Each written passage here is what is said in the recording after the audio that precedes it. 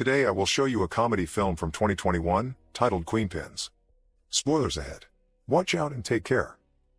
In Phoenix, Arizona, suburban housewife Connie is arrested in the middle of the night at her own house.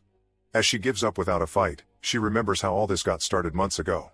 Connie is a former 3-time gold medal winning Olympic racewalker, but this isn't the kind of thing that makes you rich or famous. Nowadays she lives with her husband Rick, an IRS auditor she has a very tense relationship with. Because they weren't capable of having children, they spent a lot of money on treatments, but sadly, when Connie finally got pregnant, she lost the baby. That's when Rick decided to take a traveling position at work, so he can be away for 3 weeks every month. When he's home, he doesn't treat Connie well, constantly reminding her that she's jobless, that they lost money because she wanted to do multiple treatments when he was ready to give up after the first one, and scolds her for spending too much money on her obsession with coupons. That bit about an obsession is real. Connie hoards coupons and then buys things in large quantities, putting it all away in the nursery to cover the walls and forget about her loss. The good side of Rick not being around so much is Connie getting the chance to befriend her neighbor Jojo, who has a YouTube channel about saving tips and is coupon obsessed too. She lives with her mother Josie and is having trouble finding work because her identity got stolen not so long ago. In her free time, she flirts with the mailman Earl and sells makeup door to door, which isn't going very well either. Whenever Connie goes to the supermarket, she gives cashier Greg dozens of coupons for her purchase. It holds back the line for a while, but it also means her final ticket goes from over $100 to $16. Connie always likes to say that if you watch the pennies, the dollars will take care of themselves. One afternoon, while putting away the groceries on the shelves, she gets upset when she sees the baby wallpaper among the boxes, so she decides to eat a bunch of cereal as if it could heal her depression.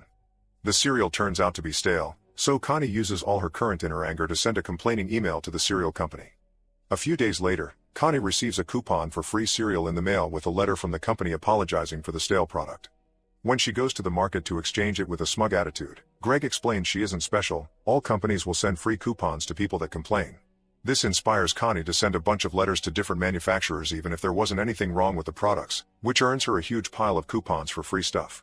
Connie shows them to Jojo, who is shocked to see such a strategy and even tries to buy a coupon from Connie because it would still be cheaper than the actual price. Her offer makes Connie realize selling stuff she got for free would give her 100% profit and it would make for a great business.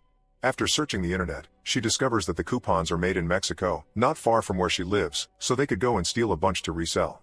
Jojo is skeptical at first, but since she's drowning in debt, she accepts to help. Meanwhile in Nevada, loss prevention officer Ken is doing his job at a local market. When a cashier has trouble with a coupon, he checks it out and quickly realizes it's fake. The manager asks if they can honor it anyway because the old lady has been their client for decades, but Ken refuses because rules are rules. Ken's manners are incredibly poor, earning him some insults from the old lady. A similar situation happens later when he gets on a plane to return home. A mother asks him if he could please switch seats with her daughter so she can watch the landing to help her calm down, but Ken refuses like a twat, saying it's an important lesson for the kid to learn. When he finally arrives at his lonely apartment in Utah, Ken yells at the TV in frustration. The next day in Mexico, Connie and Jojo make it to the coupon factory and watch the employees end their shifts. They decide to approach Alejandro and Rosa, a couple that is already breaking the rules but doesn't look too dangerous. The duo follows the couple with the car and they think they're about to get robbed, but after Connie and Jojo clarify they're there for help, they are welcome at Alejandro's house to have a little chat. It turns out Rosa is pregnant and their salaries are a joke, so it's easy for Connie and Jojo to come forward with their offer. If the couple steals coupons for them, they will resell them later in the USA and share part of the profits. Alejandro isn't sure it's a good idea, but Rosa convinces him to do this for the sake of their baby. Making a plan isn't too difficult. The factory is divided into printing, where Alejandro works, and redemption, where Rosa works. Each side usually doesn't know what the other does. With every coupon they print there's always an extra that is supposed to get destroyed, but Alejandro can ship those extras to Connie and Jojo when their trucks do their distributions around the USA. There will be no problems at the border because they'll only see a box with coupons, not a legal activity. A few days later, the duo gets their first box with coupons, so they make a simple website to sell them and promote it on Connie's channel. Their business quickly becomes a success, earning them tons of money, but the supermarkets soon start noticing too. Ken receives dozens of letters and phone calls from managers complaining about all the money they're losing, so he begins a thorough investigation until he can find a credit card number behind one of the many purchases made with these coupons. After 11 days of work, Ken goes to see the housewife that used this coupon and learns about the website that sells them, promoted by a black woman on YouTube. When Ken returns to the office and opens the website, he finds the motto, "If you watch the pennies, the dollars will take care of themselves." Back to the duo, they're upset to find their PayPal account has been frozen because it's received too much money too quickly. To unfreeze it, they need to prove they're running a legitimate business. They don't know how to do this properly, so in their desperation, they decide to contact Tina, who is a famous hacker on the dark web. Tina scolds them for promoting this so freely because it can be all traced back to them, so after deleting JoJo's videos, she explains they need a front for their business so they can clean their money. They'll get a bunch of fake IDs, bank accounts, and a stash house to work in. Also, they must wait 6 months before spending their money so every connection they've established to their real names can have time to disappear. After agreeing Tina will get 10% for her help, she gives them a special encrypted USB stick for them to keep their important files in. Thanks to Tina's quick thinking, there are no clues left on the internet for Ken to follow. He goes to the FBI and gets told they'll look into it, but actually, they find a problem with coupons to be laughable, so they throw the case to their lowest desk worker Albert. Since he has nothing better to do, Albert accepts the case. Using JoJo's cosmetics brand as a cover and Tina's fake IDs, the coupon scam begins growing into a very profitable business again while Ken leaves messages for the FBI every day. 6 months later, the duo is ready to spend their money, but they remember Tina said it's dirty, so they have to clean it first. Remembering a story of Rick's about a client of his, Connie decides that they need to buy lots of expensive stuff to be resold later, and the money from those sales will be seen as clean. After convincing all the banks to give them the money in cash because it's to hire people for their cosmetic business, Connie and JoJo go on an incredibly expensive shopping trip. They buy sports cars, boats, a private plane, and even guns. Afterward, they take a trip to Las Vegas, where they discuss their future plans. JoJo will pay for her mother's mortgage, and Connie wants to try the fertility treatment again. Meanwhile, Ken finally receives the call from the FBI he's been waiting for. Albert informs him he can't do anything on the internet because an expert has deleted all cookie trails, but since the coupons are being sent through old regular mail, he'll send someone that can actually help. 2 days later, Ken meets Simon, a postal inspector. Simon accepts the case and asks Ken to order some coupons from the website so they can take a good look at the system. When the envelope arrives a couple of days later, Simon quickly notices the envelope says it's from Kansas but it actually comes from Arizona thanks to the special numbers on the online stamp. He will be flying to Phoenix soon and agrees to take Ken with him since he already knows all the supermarkets in the area. Back to Connie, she makes an appointment at the fertility clinic and takes JoJo with her for support because she hasn't told Rick she's doing this. The doctor informs her this is her last shot, so Connie decides to use a donor's seed instead of her husband's. Later in the evening, Tina contacts them again to know where all the money has gone and gets very angry when she hears their reasoning because they missed the point. By using JoJo's cosmetics brand, they had already cleaned the money. Now they must sell everything they bought as soon as possible and put it back in the bank in small amounts per day.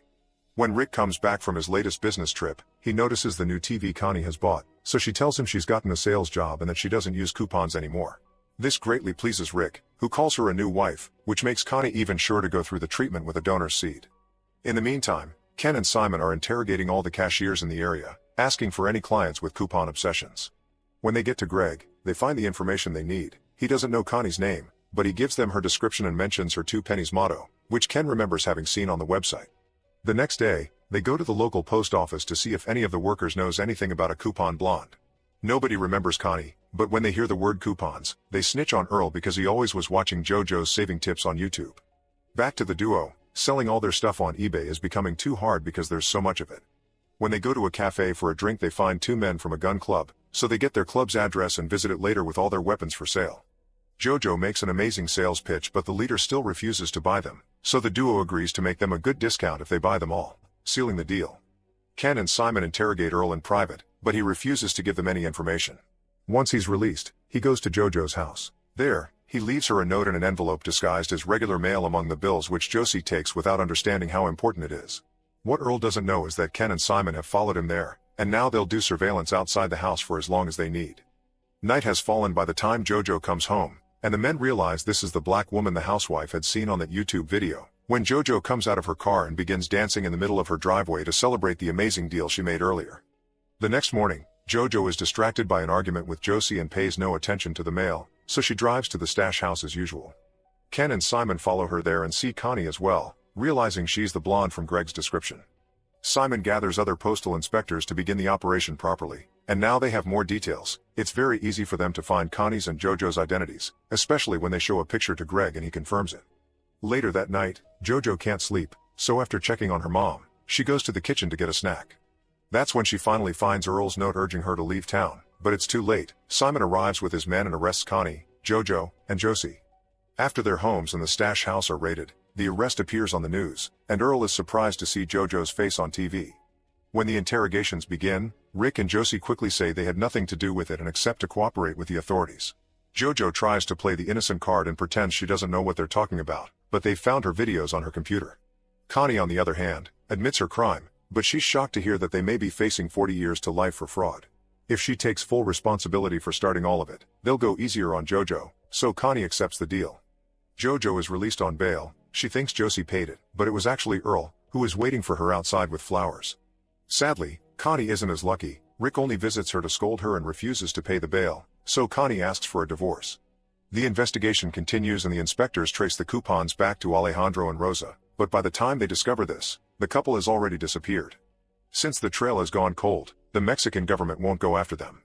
Connie hires a rather expensive lawyer, and this proves to be the right decision. On the day of the trial, the lawyer convinces everyone that Connie and Jojo just made use of a loophole the same way corporations do all the time. His tactic is a success and Jojo gets 10 days in prison plus 1 year of probation, while Connie gets 11 months in jail with the possibility of parole.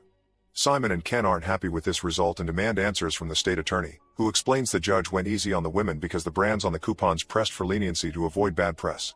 For such megacorporations, the $80 million this scam cost them is just pocket change. Now the case is over, Simon must leave, but first, he tells Ken he's a good man and he's glad to have worked with him, but he also needs to dial down the attitude a little. As days pass, everyone's lives change. Ken begins being a little nicer, making exceptions for old clients with fake coupons and finally gathering the courage to make a profile on a dating app. Connie gets the divorce she wanted and the fertility treatment turns out to be a success, so she spends her months in prison with a big pregnant belly. The authorities take most of the scam's earnings, but luckily, they ignore the boxes in the nursery thinking it's just food, so Jojo gets to rescue those boxes, knowing Connie has been hiding cash in them all along. After getting together with Earl, he and Jojo move to Montenegro, a non-extradition country, to start a new scam under another cosmetics brand, waiting for Connie to come over when she's finally freed so they can work together again. Make sure to subscribe and turn on notifications so you can watch more videos like this. Thanks for watching.